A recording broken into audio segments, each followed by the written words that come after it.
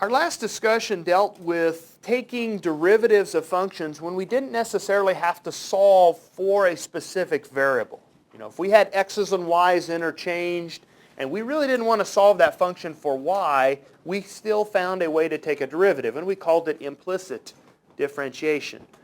Well, there's also another group or another type of problems that fall into this implicit differentiation category, and that's what I want to start out with first, is just looking at the skill of the problem, and then as we progress, we'll get into some of the applications, some of the word problems where this situation shows up. Okay? Our first example here then will be this question: 8y cubed plus x squared equals 1. Now, this looks a lot like the types of questions where we did implicit differentiation last time, where we may not want to solve this equation for y because, if this is cubed, somewhere in our final answer we'd have a cube root, and those aren't the easiest things to take derivatives of. It was just a lot easier to take the derivative if we left it in this form. Okay?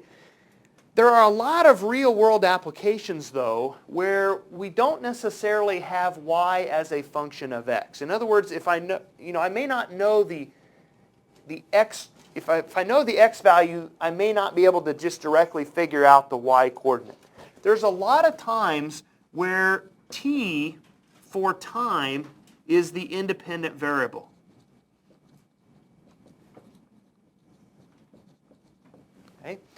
And notice that it doesn't look like there's even any t's in this equation.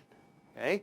But we could think about these functions. We could think about this y as a function of t, and we could think about this x as a function of t. Okay? There's a lot of times, especially in the sciences, where we know how something is changing horizontally as time passes. After 3 seconds, this object is now 5 units further to the right than it was to begin with. And after 3 seconds, the object is now 2 units higher than where it began. So we might not know how x and y are related to each other, but we might know how they're both related in terms of time. Okay? Just if we look at them one element at a time. If we just look at x in terms of time and y in terms of time, we have that relationship.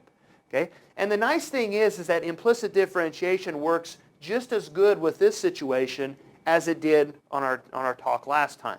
Okay? We don't necessarily need to write all of our equations this way. Just like last time we didn't have to write y parentheses x. Okay? We can just think about this as a y here. Okay? What would be the derivative of this function? Okay? Well, the derivative would be 24 y squared. Now, here's the thing, though. If I think about this as a function of time, as a function of t, what do I need to multiply by because of the chain rule? Okay? Well, the 3 came out in front. All this was to the second, so 24y to the second. What's the derivative inside the parentheses? Well, my derivative here is just, we don't know exactly what it is, but it would be whatever the change in y over the change in t is, dy dt. Okay, because t is my independent variable this time. It's not x, it's t. Okay?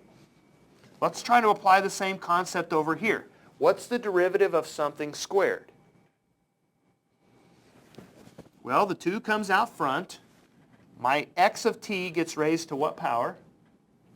To the first. And then what's the derivative of this function with t being the independent variable? Well, this one would be dx dt.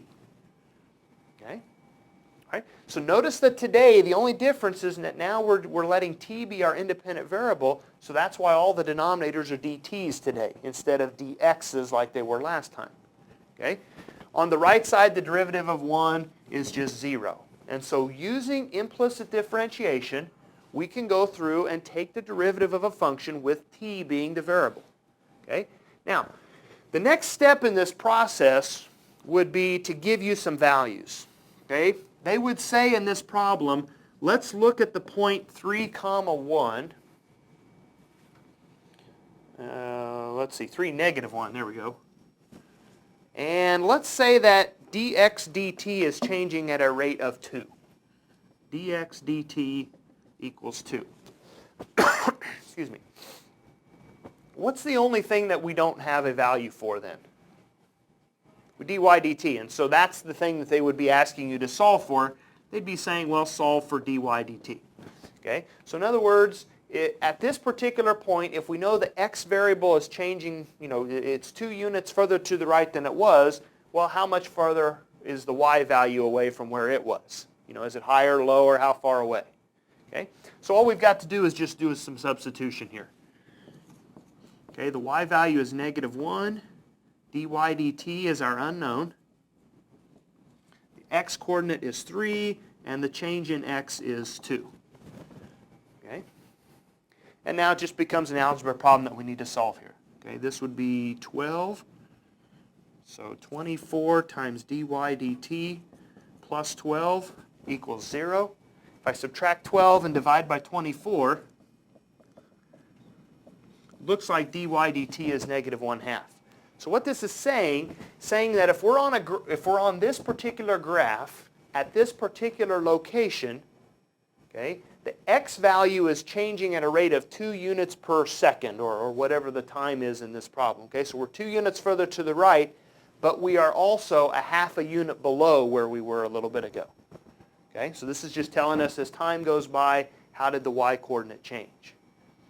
Okay, so this is some analysis in terms of time here, okay, on this particular problem.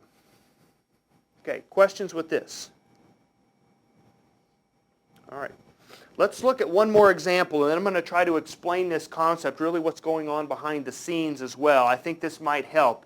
Some of this is just a little vague because it's abstract right now, but if I can put it to a little situation, it might help clear up the idea here. We'll do this example here. X squared plus y divided by x minus y equal to 9. All right, we care about the ordered pair 4, 2, and the change in x over change in time is 2. So again, the x value will change by a distance of 2 units to the right. We want to know, how does the y value change in this problem? How does it change over the course of time? Okay. All right. This problem a little more difficult because when we take the derivative on the left side, we'll have to use which rule? Definitely a quotient rule. Okay. So it's just going to be a little longer, but yet we should be able to follow through on the process. Okay, the quotient rule says I take the bottom piece as it is, and I multiply by the derivative of the top. Okay, what's the derivative of x squared if t is the variable? Okay, well, first of all, what would its derivative be? 2x, and then because t is the variable, I multiply by what? dx dt. Exactly. Okay, so it's because I'm using x, okay, and t is the variable, it's just dx dt. Okay, so that's the bottom. Oops, I'm not quite done yet. Okay, that's the derivative of this. Okay, plus what's the derivative of y? dy dt. It's just the derivative of y is a 1, and then I've got a dy dt. Exactly. Okay, so that's the bottom times the derivative of the top. Okay, I'm going to have to erase this here. All right, minus the top times the derivative of the bottom. So now I look at the bottom. What's the derivative of x? dx dt. Right. 1 dx dt minus what's the derivative of y? 1 dy dt. Yeah. Okay. All divided by the denominator squared, which is the last part of the quotient rule. Okay. Equals, what's the derivative on the other side? Well, derivative of 9 is just 0. Okay? All right. So here's all the quotient rule. Okay? Now what I want to do is probably just start plugging in these numbers. Remember last time we started plugging in numbers and sometimes stuff zeroed out and it cleaned it up for us. Okay? So I think it's best if we just start plugging in values here. Okay. And as you're doing this, I wouldn't necessarily write down something like here 4 minus 2 in parentheses. Just go ahead and do it. If it's a simple subtraction like this, let's just go ahead and subtract that and turn it into a 2 right away. It's less stuff to punch into the calculator in a little bit. Okay? All right, what's all of this put together here? 2 times the x-coordinate times dx dt? 16, right? 2 times 4 times 2. So that's 16 plus dy dt is the thing I'm trying to solve for. So I'm going to have to just leave that for right now as an unknown. Okay, minus. What's x squared plus y? 18. dx dt is 2, and dy dt is the one we don't know yet. The denominator is what?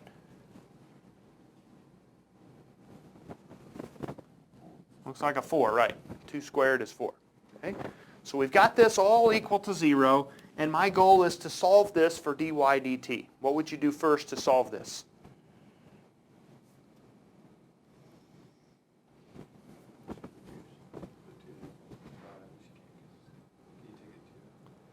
Okay, we could do some factoring on this problem. I'm going to approach it from a little different way first. What can I do with this 4? Just to get rid of it.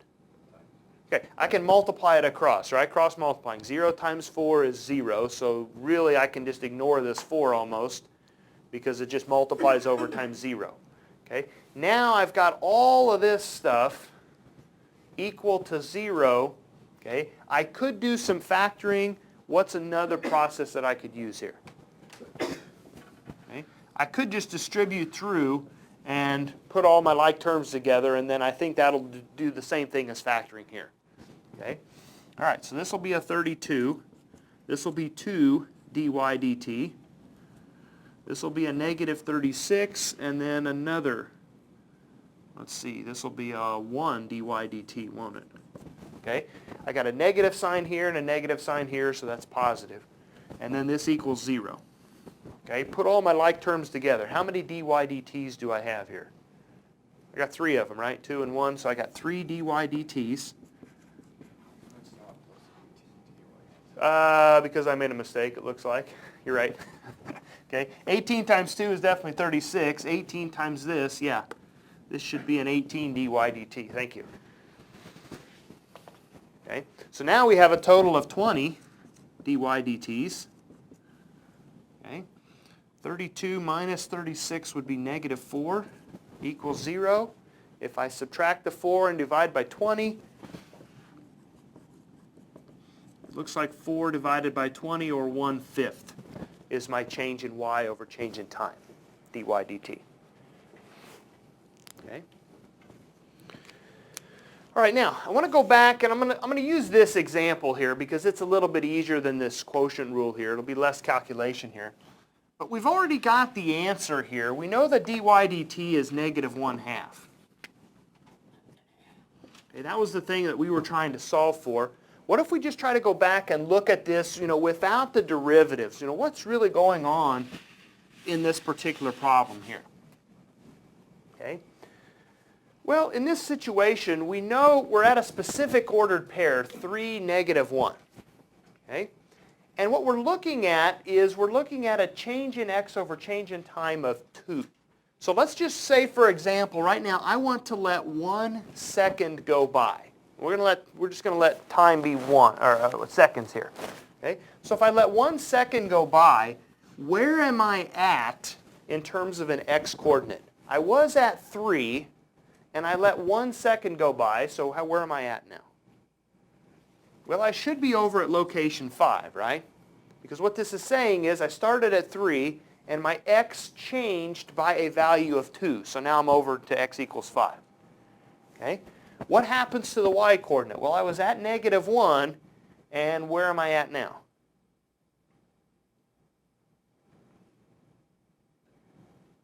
Negative 1.5, right? Because I was at negative 1, and then I dropped another half of a unit after 1 second went by.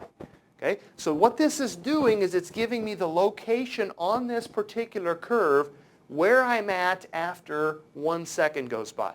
What if I let another second go by? Okay, where would I be at in terms of a location? I would be at 7 for the x-coordinate and negative 2 for the y-coordinate, right? I would just add another 2 units in the x direction, and I subtract another half a unit in the y direction. And so after 2 seconds go by, this is where I should be located on my graph. Okay? So that's what this is really doing in behind the scenes.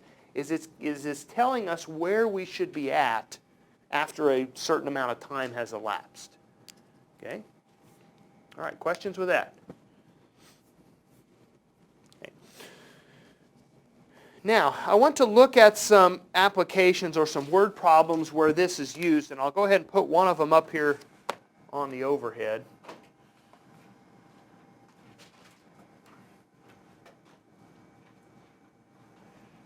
I think this is a pretty easy one to start with, this number 11, so we'll go ahead and look at it. There we go.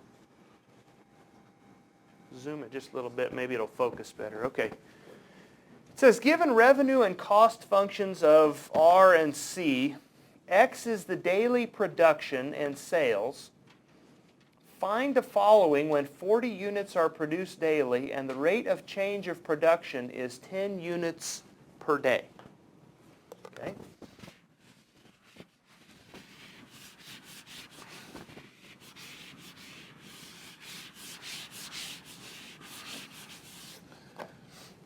All right. Part A wants to know the rate of change of revenue with respect to time. Okay? Now, I'm going to start this problem out, and we're going to solve it without derivatives first. We're just going to look at what this answer should be without derivatives. Then we'll look at how much faster it is to solve it with derivatives. Okay? All right. First thing I want you to calculate, let's just focus on the revenue function for right now. Okay? I want you to calculate R of 40. I want to know if we produce 40 units, how much revenue is coming in. Okay? So if somebody would punch that in their calculator for me, tell me what is the revenue if we produce 40 units.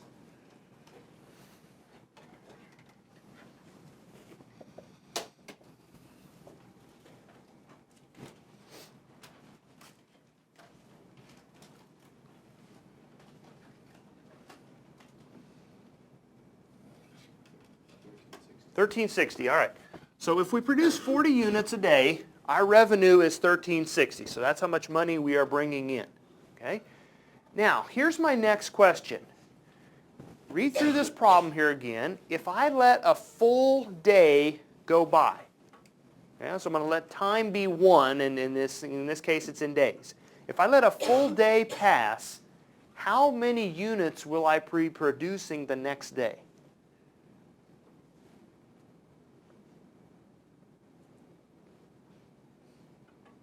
And the key is, look at the last sentence there. It says the rate of change of production is 10 units per day. So we're changing by 10 units, so how many units will I produce on the next day? 50 units, exactly. I was producing 40.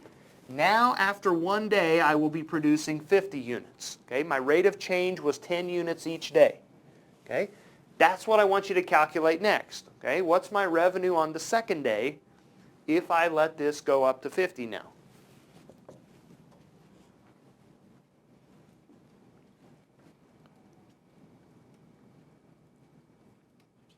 1,500, okay?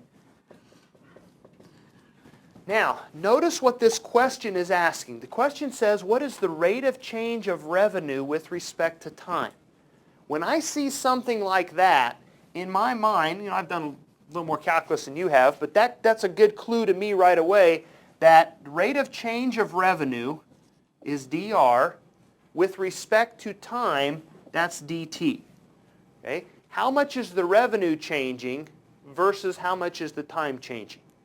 Okay, so whenever you see language like this, okay, this is what they're referring to. They're saying find dr dt. Okay? Well, we know how to find that because dr dt is just a derivative. Derivative is just another word for what? Slope. Can we find the slope between these two ordered pairs? And the answer is, of course. Okay? How much did the y value change? It went from 1360 up to 1500. 140. So my change in revenue is $140. I'm making $140 more the second day. Okay?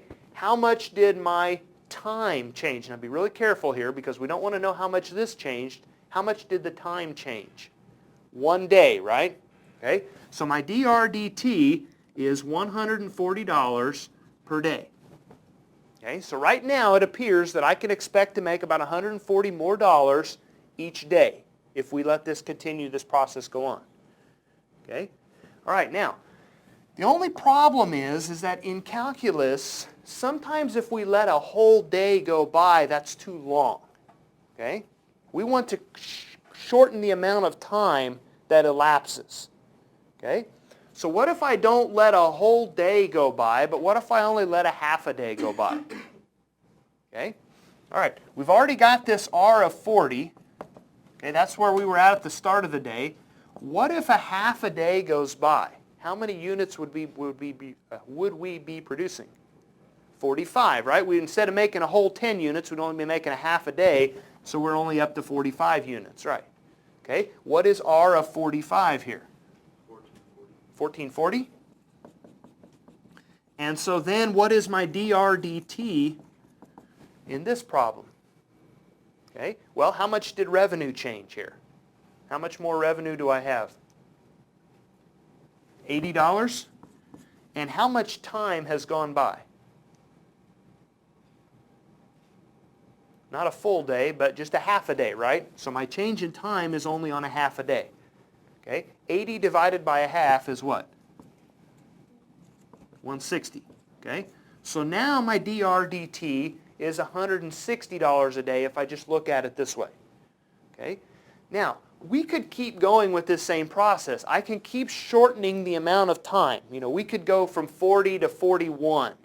We could go from 40 to 40.01. You know, we could make this change in time really, really small. Okay? And whatever that number, notice these are changing, but what will happen is that these values will start to approach a specific number. Okay? And what that value is, that's the value that we're really looking for dr dt. Okay? It's kind of the same thing that we did earlier in the semester when we did something called an average rate of change. Okay? Where we just did basically a whole bunch of slopes, exactly like we were doing here.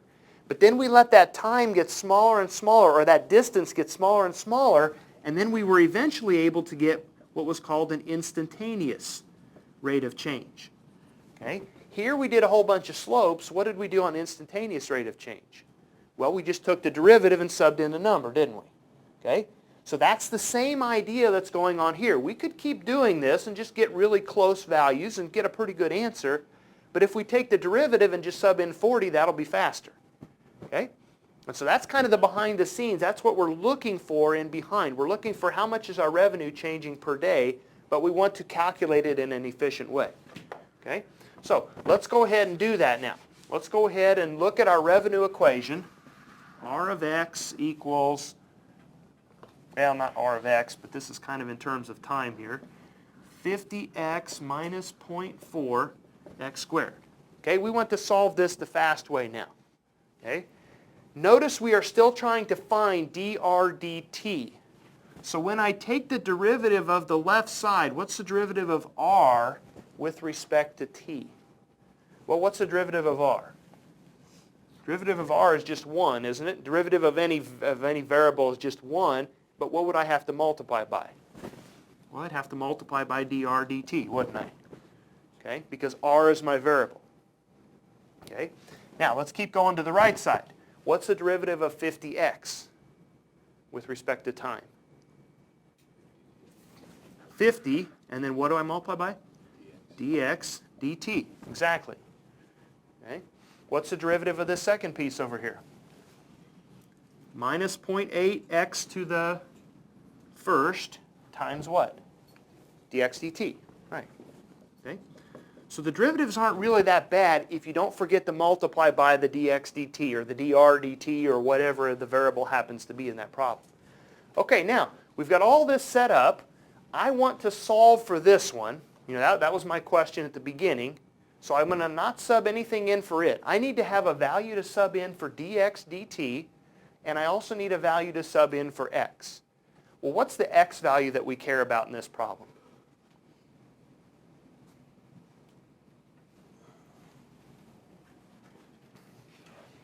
Okay. Well, it says where x is the daily production, so what production level are we looking at here? 40, right? That was the initial. We were looking at when x is equal to 40, what's happening? Okay, so I'm going to plug in x equals 40. What is dx dt? First of all, let me ask you, what does it mean? Well, this is saying the change in x, so the change in production over change in time. What do we know about the change in production over change in time? It's 10, isn't it? We're producing 10 more units per day. Right. Okay? So dx dt in this problem is 10. All right. And if we punch this in our calculator here, we can solve, we just punch all these numbers in, we've got our value for dr dt. And what is it? 180. Okay. And again, my label would be something like dollars per day because revenue is in dollars and T is in days in this problem. Okay. And does it seem reasonable that if had we continued this process over here, you know, we were at 140 and then we were at 160, does it seem reasonable that we would have been getting closer and closer to 180 by the time we were finished? And I think it's pretty reasonable. You know, here was a full day, here was a half day. If we get really close to basically very little time going by, yeah, it seems like this should be getting really close to 180. Okay? But notice how much faster it was to do this problem with derivative analysis. Okay? So the big thing that we'll work on next time as we do some more examples like this is just making sure we're doing the derivative correctly, but then the second thing is making sure we plug the right numbers in for dx dt's and so forth. Okay, we'll see you next time.